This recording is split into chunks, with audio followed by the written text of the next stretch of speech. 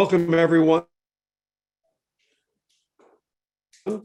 My name is Lee Fisher, and I'm the Dean of Cleveland Marshall College of Law at Cleveland State University. And it's my honor today to be welcoming you and introducing the two people who you'll be hearing from for the next hour. First, I want to say that this is the largest Law Day event in the history of Ohio. It truly is. In part because it's virtual, but there's more to it. This event was conceived by Judge Benita Pearson, who will be the moderator today, and also in conjunction with the Nathaniel R. Jones American Inn of Court. They're really the reason that we're here today to interview our United States Senator. I also want to acknowledge some other co-sponsors: the William K. Thomas American Inns of Court, the Morrison R. Waite American Inn of Court, the Judge John M. Manos American Inn of Court, the Charles F. Scanlon and Judge Samuel Bell American Inn of Court. And for the first time in the history of our state, all of Ohio's 9 law schools are sponsoring and co-sponsoring this event. In addition to Cleveland Marshall at Cleveland State University, it's Case Western Reserve University School of Law, the University of Dayton School of Law, University of Toledo College of Law, Capital University Law School, Ohio Northern Pettit College of Law, University of Cincinnati College of Law, University of Akron Law College, and last but not least, the Ohio State University Moritz College of Law. And I want to thank my fellow deans for publicizing this. As a result, we have actually broken a Zoom record. The capacity for a Zoom webinar is 500. We have reached the 500 mark. So we have made history in Zoom in Ohio, and we've made history for Law Day. Now it's my pleasure to introduce the two people you'll be hearing from. First, Judge Benita Pearson, and she's the reason we're here today because she's the one who persuaded Senator Brown to take time from a busy schedule to be with us. Judge Benita Pearson was appointed to serve as United States District Judge for the Northern District of Ohio by President Barack Obama in 2010, making her the first African-American woman to serve as United States District Judge in the state of Ohio. And I should add that Senator Sherrod Brown had a lot to do with that appointment as well. Prior to her appointment as District Judge, Judge Pearson served the Northern District of Ohio as a magistrate judge. She also served for 8 years as an assistant United States attorney for the Northern District of Ohio and served as a law clerk for federal judge John M. Manos. She's president and founding member, making sure today happened. And I should add that the late, great Judge Nathaniel Jones of the U.S. Court of Appeals Circuit not only had his good name, but was present thanks to Judge Benita Pearson to usher in the chapter. I've saved the best for last because Judge Benita Pearson earned her Juris Doctorate, yes, at Cleveland Marshall College of Law at Cleveland State University in 1995, and she was inducted in our Hall of Fame. She has taught animal law and advanced brief writing at our law school, and she was the keynote speaker for our first year class orientation a few years ago, and last year she was our commencement speaker. And now it's my privilege to also introduce somebody who probably needs no introduction, but I'm going to do it anyway. And it's United States Senator Sherrod Brown. Senator Brown is a life. He spent his career fighting for the dignity of work. That's what he's truly known for. It's the idea that hard work should pay off for everyone, no matter who you are, where you live, or what kind of work you do.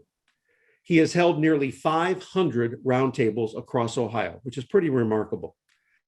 He served as the chairman, Banking, Housing, and Urban Affairs Committee, and is the largest serving Ohioan on the Veterans Affairs Committee. He's married to author and Pulitzer Prize-winning columnist Connie Schultz. He was born and raised in Mansfield, Ohio, where he earned his Eagle Scout Award,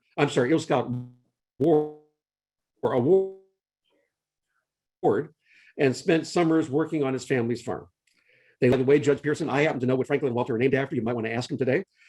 He also drives a Jeep made by union workers in Toledo, and they have 3 daughters, a son, a daughter-in-law, 3 sons-in-law, and 8 grandchildren. And now I throw it over to Judge Benita Pearson, and I will fade away. Thank you, everybody. Thank you, Dean Fisher, for that warm introduction. And thank you also for all the work your team did along with you in hosting this platform and also garnering the support of the Ohio law schools. And also thanks to all of the Inns in the state of Ohio. And as importantly, and most importantly, Senator, thanks to you. The dean said I persuaded you, but you and I know that was probably the easiest persuasion, if any or all, had you agreed without hesitation. When I asked if you would help to observe Law Day 2021 and to speak about the rule of law and its role in our democracy, you agreed right away. And your only ask was that we invite as many Ohioans who would be interested in attending. And I think we've done our best, at least you've heard, we've maxed out according to Zoom. So thank you for that. I also want to thank your staff for all their hard work in helping us to pull this together. And you know what the ask was? The ask came about after a momentous day, January 6, 2021, a day in which I think will go down in infamy in many thoughts, but certainly it was a day on which there were implications on the rule of law then and likely going forward, and also on our democracy. That day has been referenced in many different ways. It's been called an attempted coup d'etat. It's been called an assault on the Capitol. Probably the most official description has been an insurrection. It's also been called by the FBI as domestic terrorism.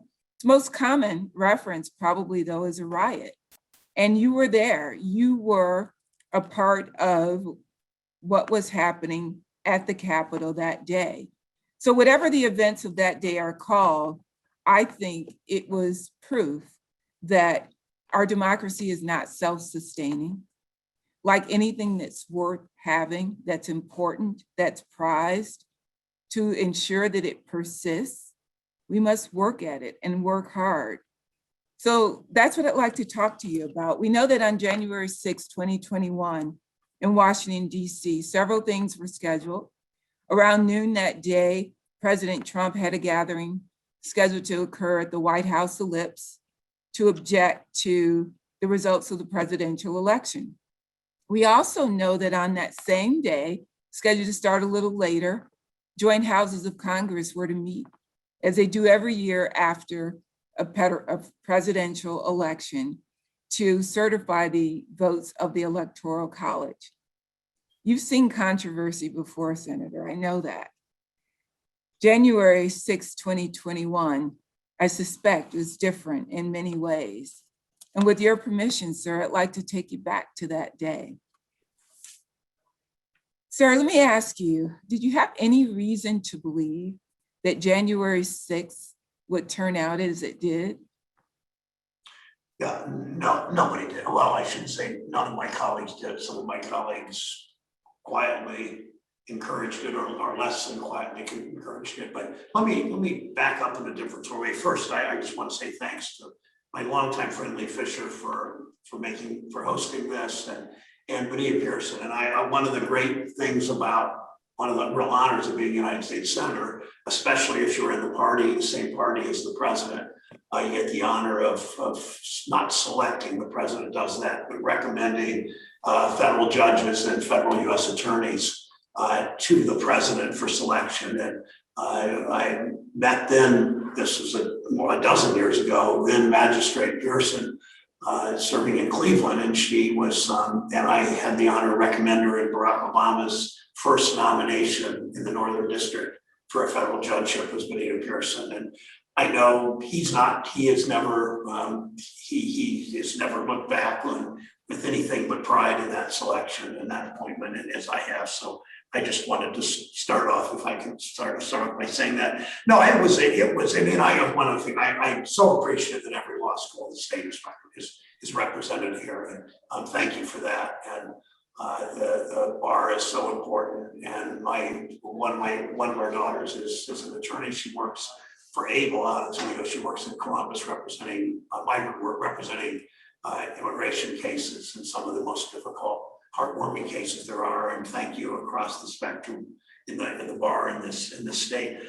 It was like any other day. We knew a couple of things. We knew that the President of the United States was doing this rally. We knew the President of the United States was continuing to say the election was stolen.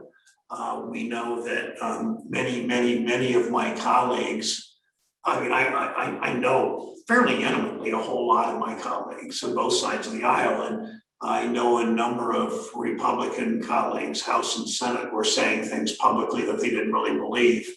And it clearly was stoking the flames potentially of insurrection, but none of us really thought, I don't think any of us thought it would get that far. We were unhappy that those of us who believe in rule of law, and it's not unanimous in the House and Senate, a belief in the rule of law, as we saw, that there were so many that not only never called the president out, were unwilling to say this election was honest and fair, and Joe Biden is going to be president, and he will be duly elected in 2 weeks. This was the 5th and 6th, leading up into the inauguration 2 weeks later. I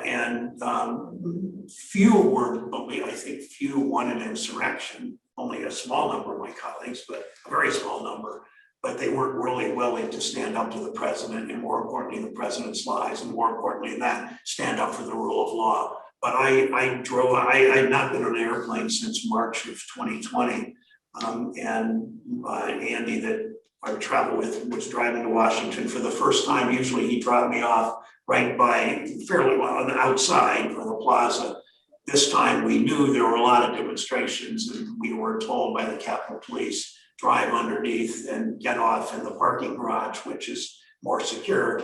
Went to my office and went to the Senate floor. None of us really thought anything like this would happen. But we also weren't listening to the president's incendiary speech only a few hundred yards away.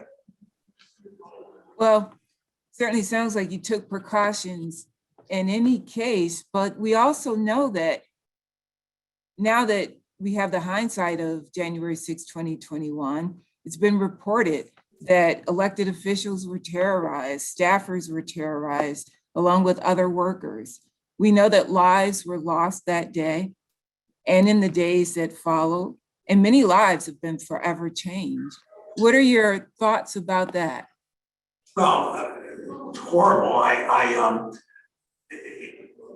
That first of all, for the Capitol Police that defended the Capitol, and what they went through, not ever expecting that to happen. The leaders of some of the security agencies underestimated, and some lost their jobs because they didn't protect the men and women who serve under them. And there were a handful of deaths of law enforcement, and then there were scores of injuries to law enforcement. Most of us in the Senate didn't see the insurrectionists. We were fairly quickly, session was stopped, the vice president was taken out of the room. He was presiding as the custom and constitution called for. We were escorted within a few minutes to another site, which was secure. So very few of us, except for the few senators that weren't in the room, saw any of the insurrectionists, the rioters, the terrorists. We saw the aftermath for sure. And one of my most poignant memories is I came back. We all came back to. We were not going to. So pardon the language, pardon the grammar here. We were not going to not come back. We all, Republicans and Democrats alike, as we huddled in a room with no social distancing, and the Rand, if I could call a name out that's been doing this all along, Dr. Rand Paul continued to say he didn't need to wear a mask.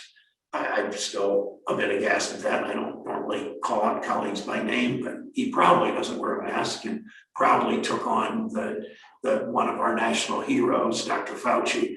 But put that aside, so we came back and did our jobs that night. We all agreed we should.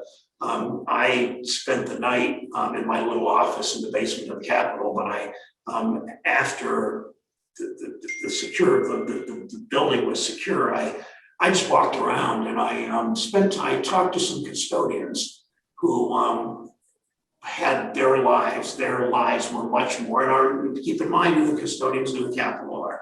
Too much of the Capitol is white by day and brown and black by night. And it's getting better. My staff is most diverse. My banking housing staff is the most diverse or second most diverse staff of any in the Congress. But it's still mostly white during the day, the Capitol, and mostly black and brown custodians and security people at night. And I talked to them at some length about what they had seen and heard. They were terrorized. They were locked in closets and rooms with doors hidden behind doors and desks. And none of them were in the end injured, I believe, and certainly none were killed. But then the next day, I spent the night there, slept in a little sofa just because I thought that was a safe place. I was leaving town the next morning.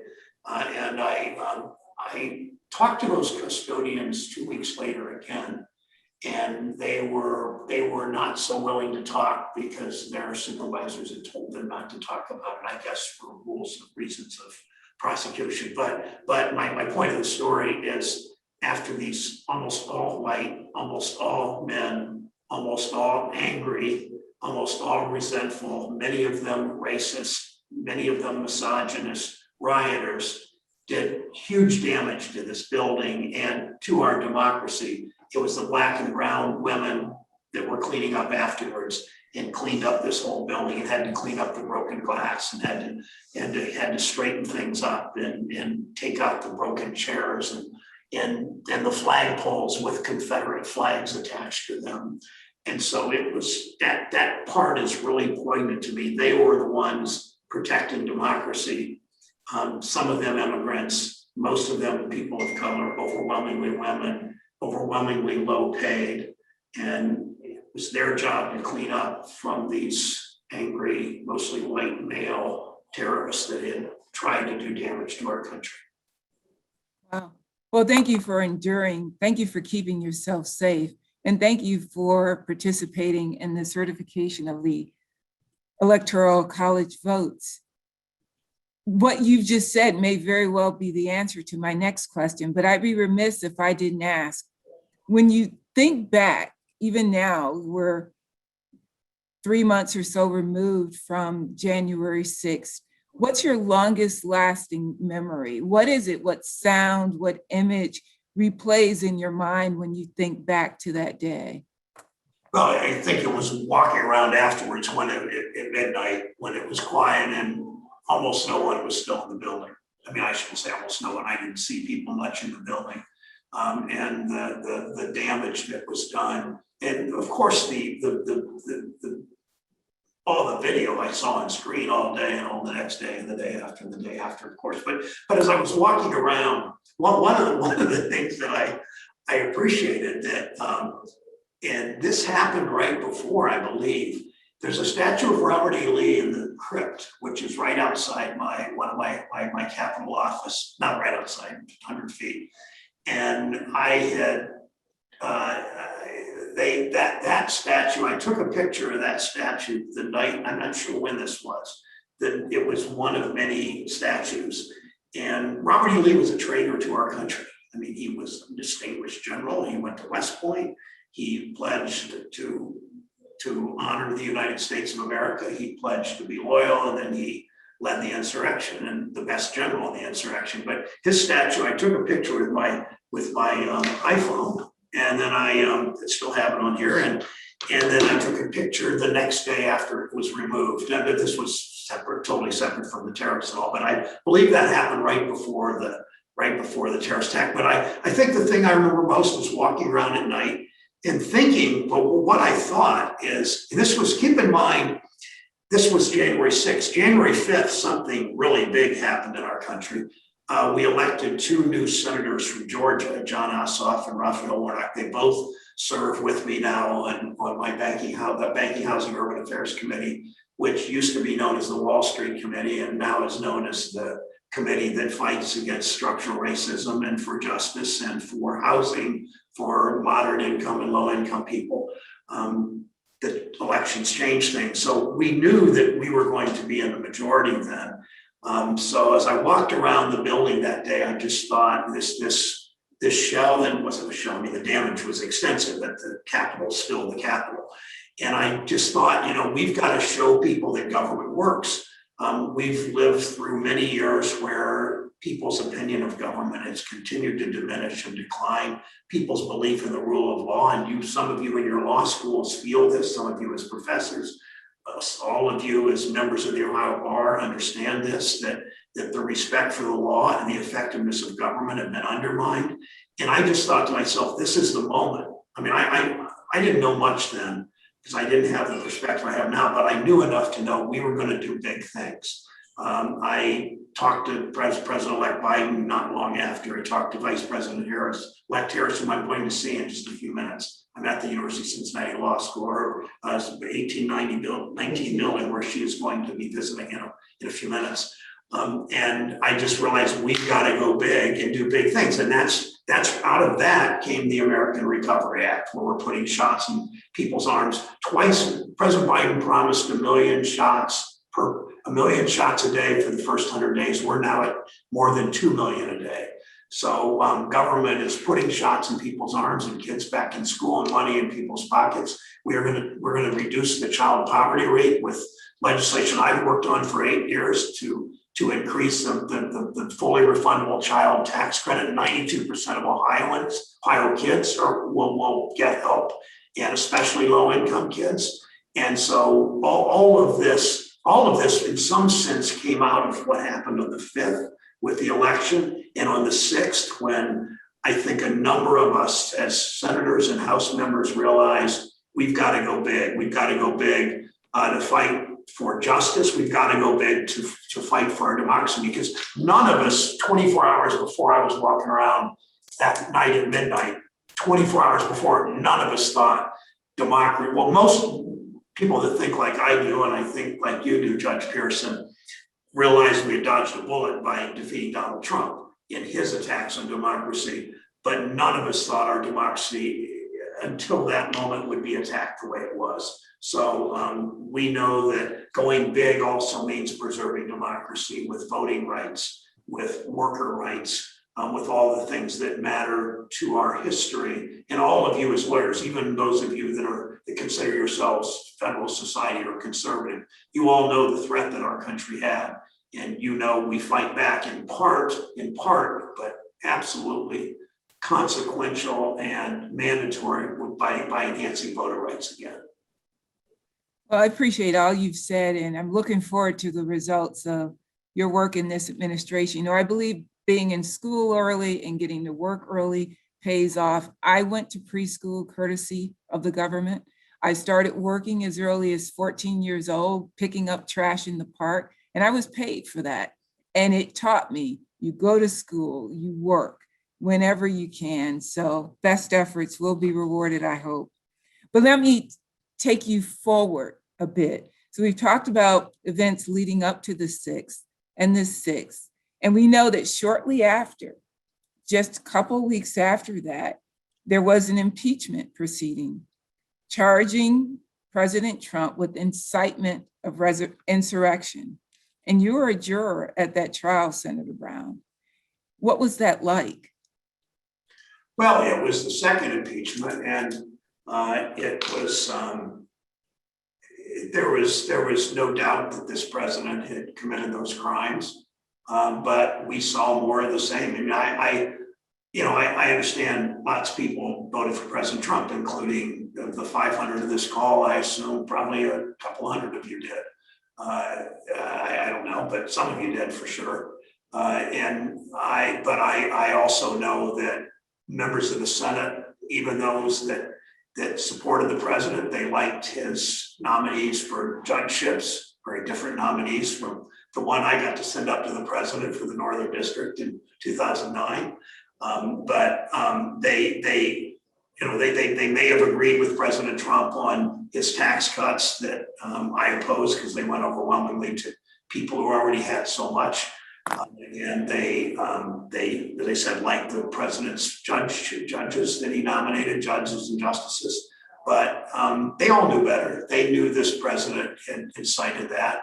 One senator has since said that, she said two things. A number of senators have said these were like Black Lives Matter and Antifa rioters. They weren't Trump people. I don't know how you could possibly think that, but they think what they need to think. And the human mind can do funny things to defend your self-interest and your greed and your gluttony, if you will. The impeachment, so many of them knew better. I believe we got 7 Republican senators that showed guts.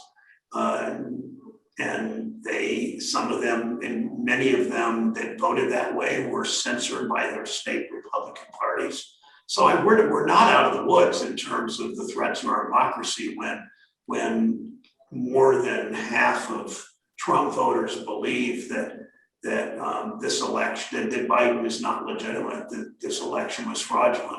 I ran Ohio's election system for 8 years.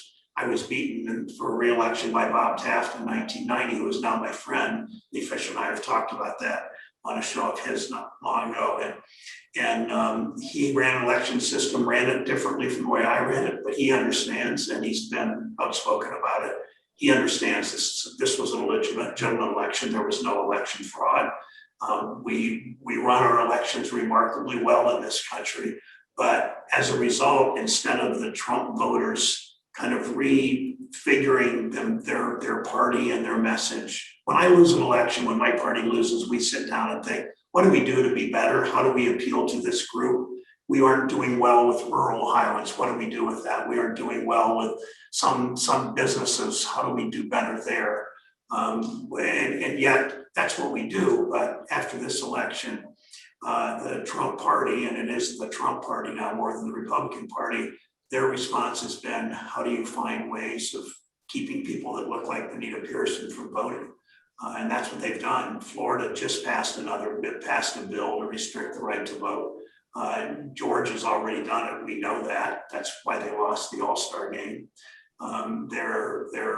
They continue to. It's almost like they think that politicians should choose the voters rather than voters choose which politicians serve them, and that's a tragedy. And virtually all but about five of my colleagues know better, yet they remain silent. They voted against impeachment, most of them.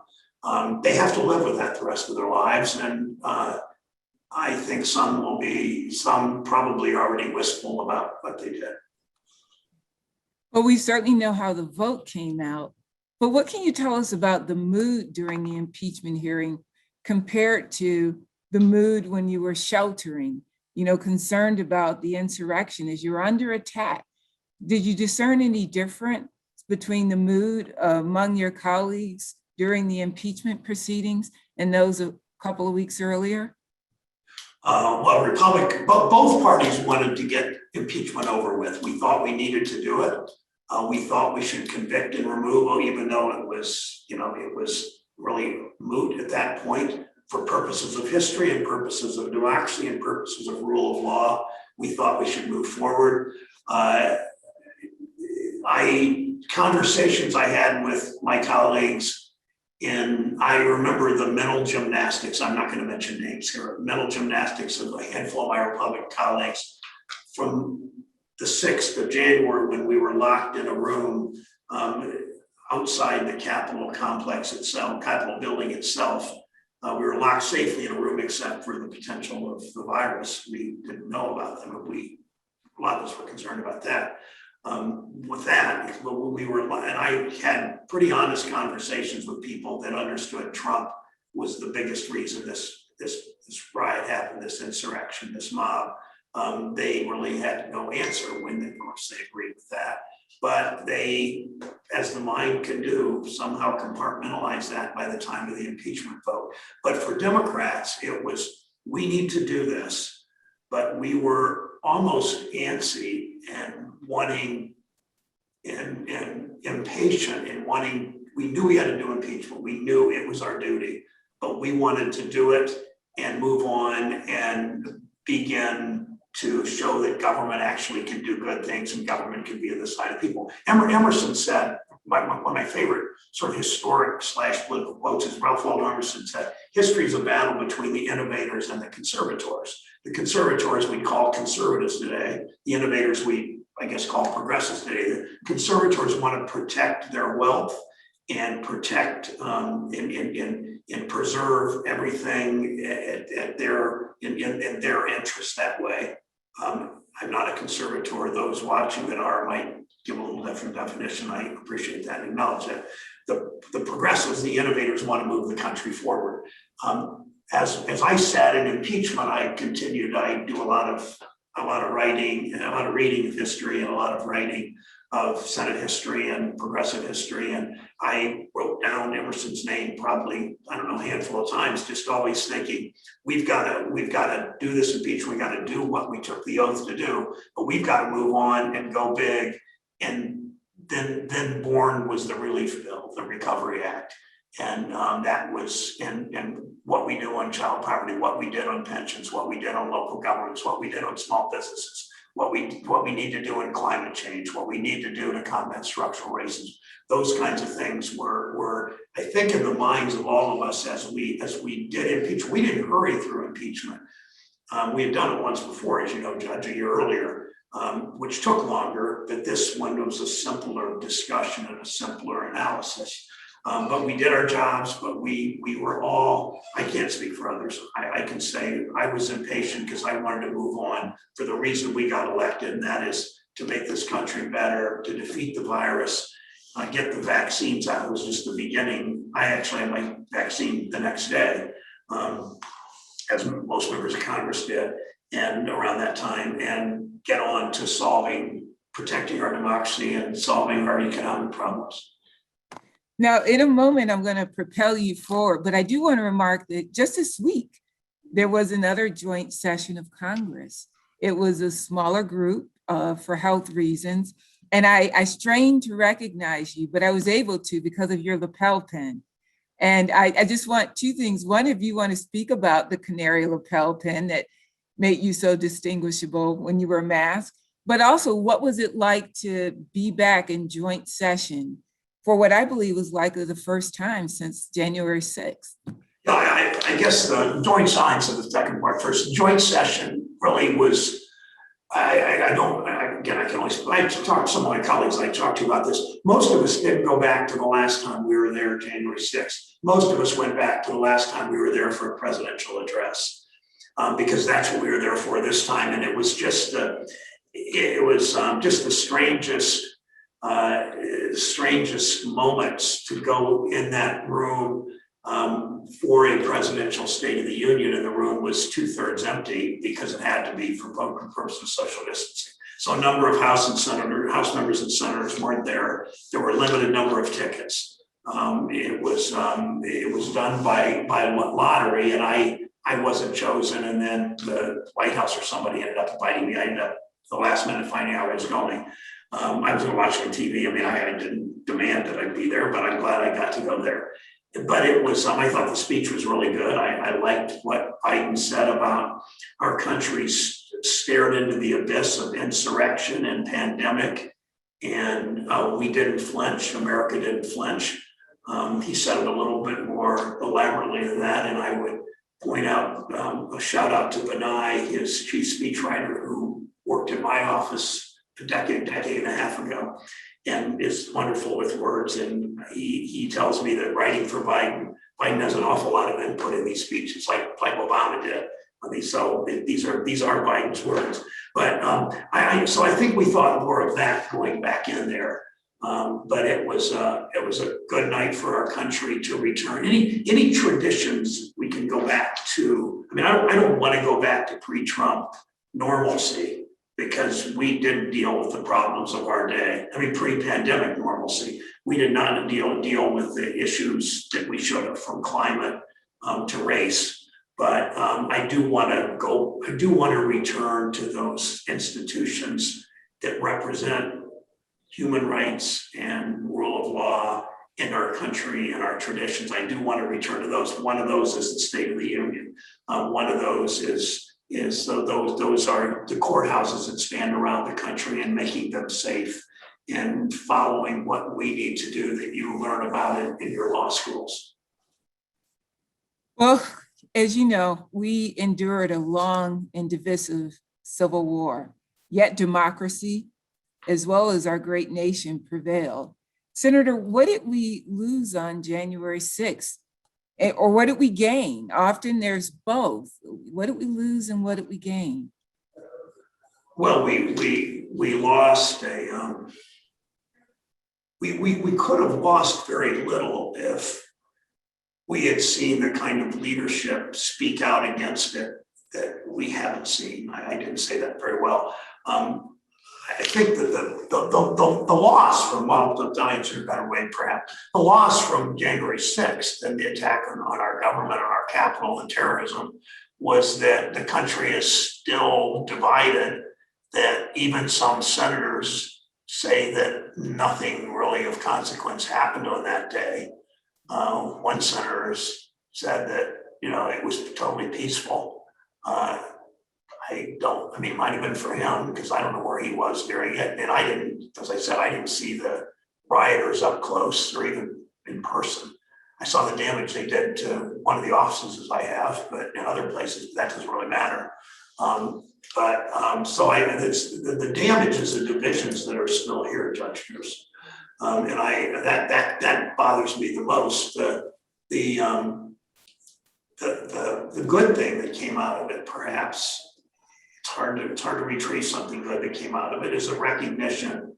I would imagine all of you in law school have a deeper appreciation for our democracy, even than you did. I mean, you're in law school, you care about rule of law, you care about democracy, you care about these things. Your generation, frankly, I think we're seeing measurements of your generation provably is becoming the most activist generation in decades in our country.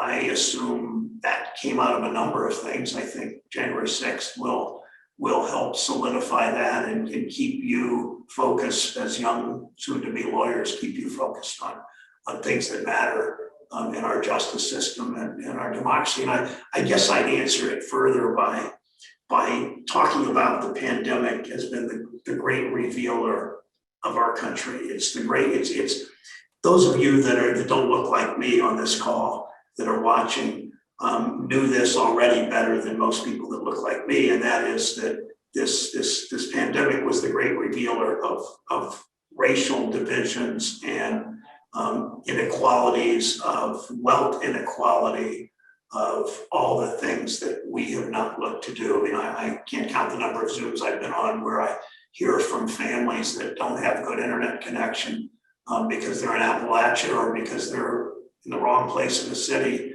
and they don't have enough technology in their homes anyway, that they've fallen further behind learning and with their small children in their schools. So the pandemic revealed so much. Couple that with almost weekly shooting of a Black person, usually a Black man, by the police. Understanding most cops in this country are honorable and good, but understanding too, we've not done very good job of training them. I was talking to Senator Booker from New Jersey, former mayor of Newark, in his city in the year 2020. Not one police officer discharged a firearm one time in the city of Newark. That doesn't tell me Newark cops are gentler or stronger or weaker. It tells me they were better trained and that we can all learn from that. So all of those issues, I think September, the pandemic, and then January 6th have forced us to think more and to be a little more introspective and in the profession of a judge, in the profession of a senator, in the profession of the 500 lawyers or lawyers to be on this call. And sure, I agree with that 100% and wonder beyond the borders of the United States. You know, we've been privileged to be a world leader. While a relatively young democracy, we've been closely watched. We have prevailed, but the impression left on the world after January 6th, is that something you think we can overcome? Of course it is. It's still around the world with all of our problems. And as we've looked back on the painful parts of our history, from slavery to the ending of Reconstruction and what happened with Jim Crow and the Black Codes and Jim Crow, with what happened with Native American lands, all the things that we look back with shame, we still are beloved by many, many, many, if not most peoples around the world. And I know that, for instance, the example of what I'm about to say is President Biden has re-engaged the climate accords in France, in Paris, the Paris Climate Accords, because we recognize, at least Democrats in this country, and many Republicans, I don't know if it's most anymore, recognize science, whether it's you don't use bleach to defeat the coronavirus, as President Trump suggested, or you don't deny climate change. So the world is uneasy with us because they like that Biden is rejoining the World Health Organization, one of the greatest organizations in the history of the world. Eliminated smallpox, helped to eliminate polio, eliminated diphtheria, fought Ebola. I mean, all that they've done. But as President Biden went back into the World Health Organization, has gone back to the Paris Climate Accords, I'm also hearing from foreigners, from diplomats and others, well, we're glad you are, but is this going to happen again? You're going to have another president 4 years that takes us out? Are you serious this time to deal with climate?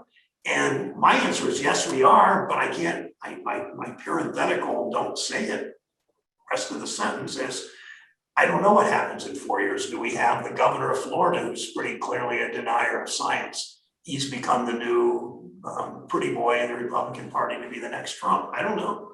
I just have hope in our country and a strong belief in our country that we've learned from a president that denied science, and his competence led to hundreds of thousands more deaths from COVID than should have happened if we had just listened to the CDC the way that we have in every other public health emergency in this country, from polio when I was a kid to Ebola just a few years ago, that we effectively kept away from our people. So I don't know. You earlier asked about this canary that I wear.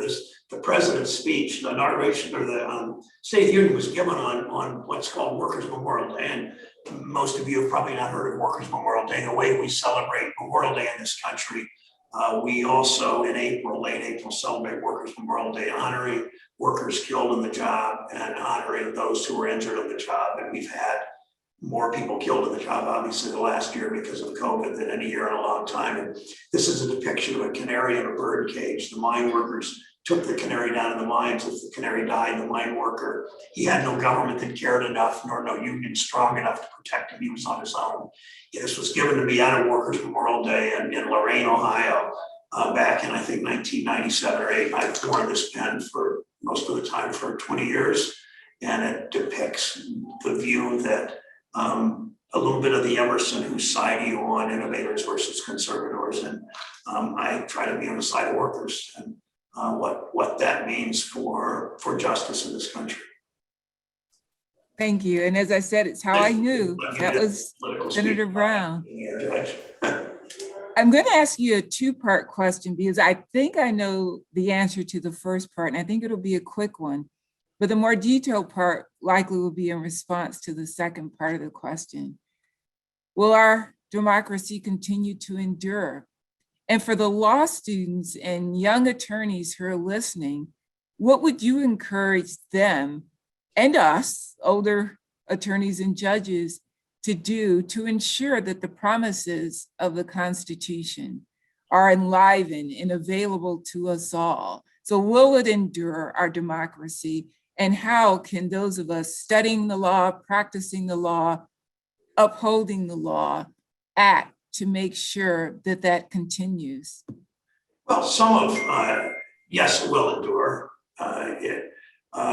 Dr. King, one of the things I get to do in the Senate is every year I lead a reading. I pick 3 Republicans, 3 Democrats, they join me on the floor, and we read from Dr. King's letter. We read the entire letter from the Birmingham jail in 1963. And I would, as you young lawyers especially, and young lawyers to be, begin to think about bigger issues of beyond passing con law and passing the bar. Think about I just ask you to go back and read the letters from Birmingham jail. It's beautiful literature and wonderful writing. And one of the things Dr. King said is progress never rolls out on the wheels of inevitability. Progress never rolls out on the wheels of inevitability. And I would ask you as young lawyers, keep in mind that you had 4 years of college. You're doing 3 years of law school. Some of you have clerked. Some of you have done all kinds of things. You will pass the bar. I hope in your first try, and you will immediately have respect of a lot of people. I know people criticize lawyers like they criticize politicians, and some of you are both, and they really criticize you. But understand, you automatically have respect. I mean, you can take your stature, your status, and become an activist. So I guess I just say this: that how do we preserve these institutions and preserve democracy? The members of the bar, the lawyers, the young attorneys especially, figure out what you want to do, and in addition to your law practice, figure out what you want to do as activists in our community, because you have the respect, and people look to you for advice, and you can have a real impact. And conversely, if you're negative about these institutions or the rule of law, you can do great damage. There aren't very many lawyers. I mean, there's the Rudy Giuliani's of the world who bring great opprobrium, if that's the right word, bring great disrespect to the law. But most of you overwhelmingly have found ways to contribute that way. And I just urge your activism. Run for office. Help people running for office. Volunteer for what bothers you the most about our society, that we have hungry kids and work in a food bank, or what bothers you the most that the way we treat immigrants at the border that volunteer as a legal services lawyer part-time in addition to your job, or do that full-time. As I could do another little ad for my daughter, what my daughter does in Columbus. So there are all kinds of opportunities to make this country, for this country to reach the heights that we believe it can. Thank you. And I think many of us, especially the young law students, will be encouraged by those remarks. Well, Senator, we know how it is we came to be where we are now, meaning that the results of January 6th certification of electoral college votes, although a little delayed, we know what that was. We know what the votes were that were certified from the residents of the state of Ohio. And you practice working with those with whom you have disagreement. And although I don't know that the senators receive as much credit as you should get, but you are well-versed in working well with those with whom you disagree. And as you know, you've already indicated some of us on this call now voted differently than you might have or that I might have, but yet we're one state within one nation. And I just wonder, to also undergird this democracy to ensure that it continues going forward, what advice could you give us, in particular, thinking of rural Ohioans versus urban Ohioans, whatever that might look like, but if there are differences, even in a law school class, one student answers strongly another student answers strongly a different way, but respectfully coming together so that we can observe the rule of law, but also further our democracy. Could you speak to that a little? Yeah, that's the hardest question of all. I have worked with, just in the last 12 months, probably 35 of the 50 Republican senators. I mean, I find ways of, I don't know that number precisely, I find ways of reaching out to them and working together, and it was a little harder this year because of impeachment, a little harder because they continued to defend a president who had incited insurrection. But you do what you need to do in this business, and I think it's the same for all of you. I would think back at some of the not very well known heroes in the legal profession. I always think about one. I can't even remember his first name. Judge Johnson of Alabama. Judge Johnson was the judge, Republican, appointed by Dwight Eisenhower. Interestingly, for historic reasons, I don't think we have time to discuss here. The best federal judges in the South during civil rights were Republican Eisenhower judges, not Kennedy judges or Truman judges, or Johnson judges, I guess. Kennedy, really Kennedy or Truman, for reasons of segregationist senators and all that. But Judge Johnson probably was the best judge that made the best difference for civil rights of this district judges, or circuit judges during the civil rights movement in the South. And a whole lot of people like him and people that have been, I mean, whoever you find in history, particularly somebody of another party from you, or somebody that looks at the world differently from you, what the kind of heroes they may have been to our country, and keep looking for them and call them out.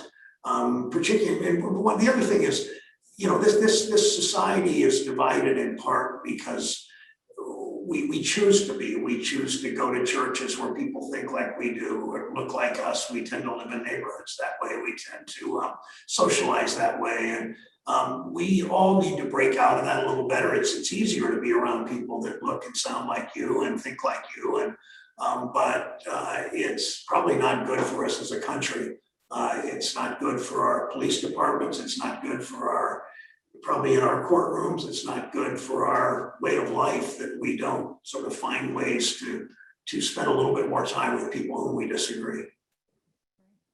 And a quote from Martin Luther King that you likely enjoy as well is, you know, if it's not chaos, it's community. So where do we go from here? Where do we go from here, Senator? Well, we go to, we redouble on our belief in democracy. We use some of our time as lawyers to represent those who don't have as loud a voice as most of you will have as lawyers. We find ways of breaking down the divisions in our society, because our society is, I'm not sure it's certainly not as divided as it was during the Civil War. I'm not sure it's the most divided even in the last 150 years, but clearly we have a divided society. And we will work through that over time. And I think one of the ways, I mean, I really do believe one of the best ways to defeat those divisions is that we show that government works now. And, you know, I hear people say that, well, the Senate's got to do this bipartisanly. Well, it's not really up to Mitch McConnell, the leader, the Republican Senate leader, to decide what's partisan. It's up to the voters in this country. And the work that Joe Biden and we in the House and Senate have done has been received well by both parties, by Trump voters too. And that's my goal. And I think the more of that we do, if people can see that forgetting Joe Biden or I or me or anybody else, if people can see that government's actually delivering for them, they may have a different view of government, and then some of those walls break down. So my role in trying to heal the society is certainly to reach across the aisle. Rob Portman and I do all kinds of things that you don't read much about together. But that's important. But my goal really is to make government work for people. And then I think some of these partisan divisions seem to diminish and wither and disappear, perhaps. Thank you for that. You know, and likely those joining us know that Law Day is a long-standing celebration in the United States. It's been issued by proclamation by the sitting president every year since 1961.